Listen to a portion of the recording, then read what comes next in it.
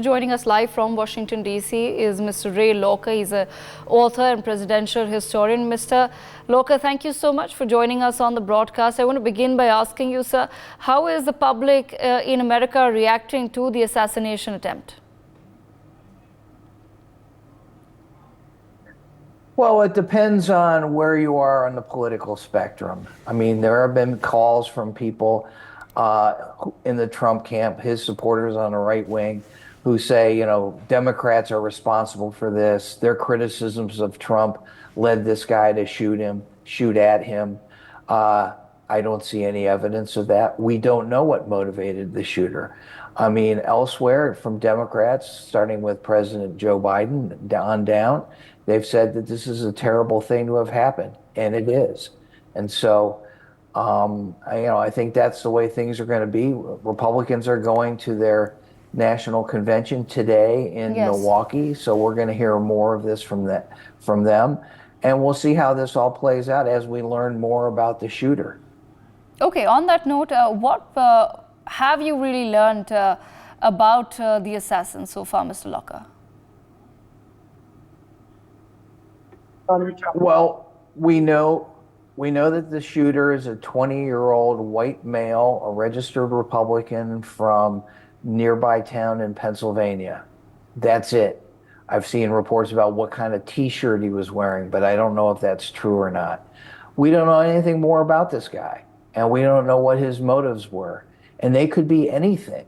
I mean, some people commit crimes because they want to start a race war, and so I don't think that he was a far left political operative. I don't know. I don't know anything about him. And, you know, that's going to be up to the authorities and law enforcement to figure out who this person is. I'm sure by now there are hundreds of journalists fanning out all over Western Pennsylvania to find friends and family members of the shooter, to find out more about him. And so I think the picture will become clearer by the end of today and by the end of this week. And we'll know more. Now, that's not going to stop people from speculating. Yes. And it's not going to stop people from trying to score points from this, because that's just the way things are, unfortunately. So there's a lot, we need to find out. Remember in past political assassination attempts in this country, when George Wallace, who was running for president in 1972, was shot, there were operatives in the administration of President Nixon who wanted to plant incriminating evidence in the shooter's home to try to make it look like he was part of some Democratic cabal that was trying to get Wallace.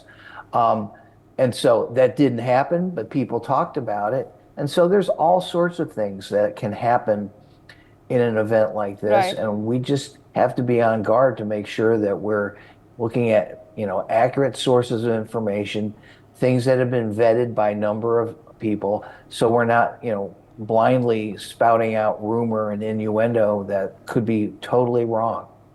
Okay. Mr. Locker, at the same time, we may not know enough about the assassin at this point in time, but there are in fact a lot of questions that are being raised about the security lapses as well. What really is the explanation that has been given so far about the security lapse at the rally? Not that I have heard. I mean, it seems very irresponsible not to have had people on every nearby rooftop to make sure that this doesn't happen. I mean, I've seen aerial photos of the area, and I've lived in Washington for a long time. I know where there's security, whenever a president or a political leader is outside. And it seems like a serious lapse not to have somebody on that particular rooftop, where he was able to get shots off at a presidential candidate and a former president. We're going to find out more about that in the next few days. And I know there have been calls for investigations in Congress, and I hope they're legitimate investigations that look at all the different facts and come to a reasonable conclusion. But it was a serious lapse, and I don't know why it happened, and I'm not going to speculate on why it happened. Okay. Mr. Locker, at the same time, I just want to understand from you, as far as the political impact is concerned. Now, we've seen Joe Biden really talk about regulation of guns in the United States of America once again as part of the larger campaign of the Democrats. He's spoken about a ban on assault weapons as well. But do you feel that somewhere, because of what has happened, this could possibly put the Republicans on a bit of a back foot as far as a culture of gun violence is concerned? Because Joe Biden has very clearly said that it's the Republicans who will never really ask any questions of the gun lobby, but we, the Democrats, want to bring in changes. How do you see this playing out politically as far as the gun lobby and gun violence in America is concerned?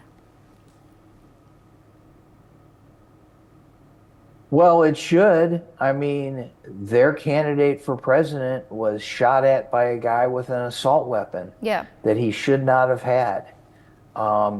Maybe it would be different if that person was shot by another person with an assault weapon before he took a shot at Trump. That didn't happen. The guy shot at him. He killed somebody. He almost killed the former president. So, I mean, people should take stock of that and look and say, maybe we shouldn't have all these guns floating around. Maybe we shouldn't let people buy an AR-15. I just don't know. I don't think that they're going to do anything about it because we've had many horrific gun attacks in this country over the last 20, 30 years, and we haven't done anything about it.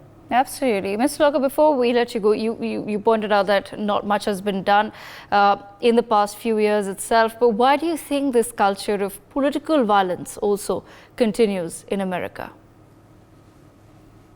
Because we have people who, express violent rhetoric. They talk about, things need to be done. We need to save this country. I'm not sure who we're saving it from, but they say that. And that encourages people who aren't very stable to take matters into their own hands. And we have a lot of guns. And so we have people, I think they're mostly on the right wing of our culture who are saying, we need to defend ourselves and we need to do this and do that. And sometimes those messages fall on different ears in strange ways, and people go, I need to do something about it. And that thing is to kill somebody or to shoot at somebody. And it's really nothing new. We've had a culture of violence in this country since the very beginning. We glorify things like in the Old West where people settled their differences with firearms. And so, that's a hard thing to stop. Now, it's not every day and it's not all over the place, but yes, it happens, and it happens way too often for my taste. Well, Mr. Ray Locker, thank you so much, sir, for joining us on the broadcast with your perspective.